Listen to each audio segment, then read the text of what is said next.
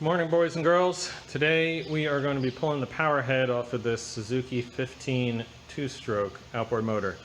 This motor is a real mess. Everything on it is corroded and fucked up and muddy and broken and just like a real project, basket case project, but we're going to do it anyway.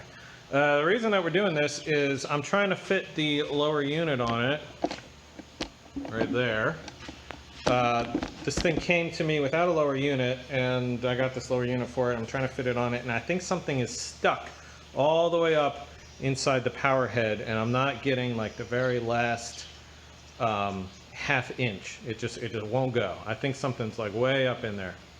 So what I'm not going to do is thread the bolts into the lower unit and use them to wrench and force this thing up into the power head. I'm not going to do that. I'm going to be pulling the power head off, and we're going to flip it upside down and see whatever's in there, if we can sort of dig it out and figure it out. So as you can see, previous owners already started the job for me.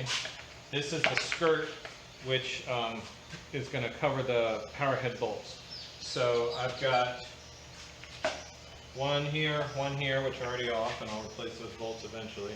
And then there's two bolts right down in here, and then the skirt comes off. And so that's going to be the first step of this project.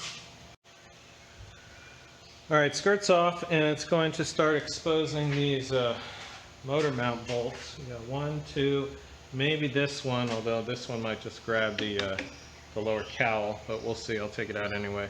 1, 2, 3, and then obviously 3 more over here. And then there's probably, yeah, we've got a couple 10mm ones that I can see from the top. So we look from the top and the bottom, and we just sort of take them all out. These things are so notorious for snapping off due to corrosion and salt that gets up in there. You can see all this junk that it's not part of most people's regular maintenance to remove the skirt and get all this junk out of here and flush it out. And I live on the ocean, so it's all salty everywhere.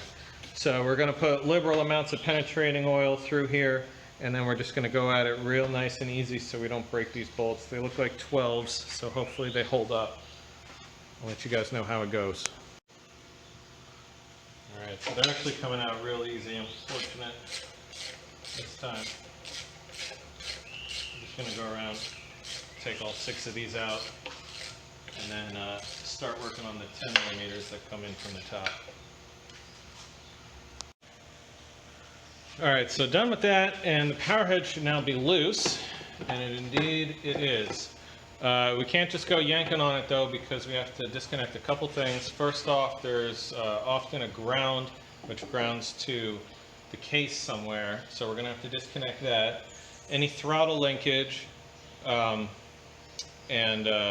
shift linkage. Well, actually the shift linkage, if it's on the side like this, you shouldn't have to mess with it because it's just linkage which exists underneath the lower cowl here and then goes down the shift shaft. So it's not really a part of the power head often, unless it is, in which case it is, but right now it's not. So there you go. Our shift linkage, well, oh yeah, this is, our throttle linkage. Here's our throttle. It's just fishing line and a little handle, and that's how the last guy was accelerating his boat. So we can just give that a little snip, so that'll be easy. I've got this choke bolt lever, which is already disconnected. Fantastico. Oh, our gas line comes in, and there was a filter here, but not anymore, and so that's already just, I think this thing's actually ready to pop right off.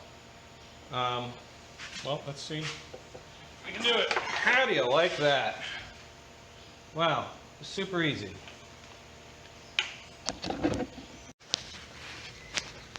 So, like, I don't know how or why there is this thing that's jammed in here, which doesn't belong.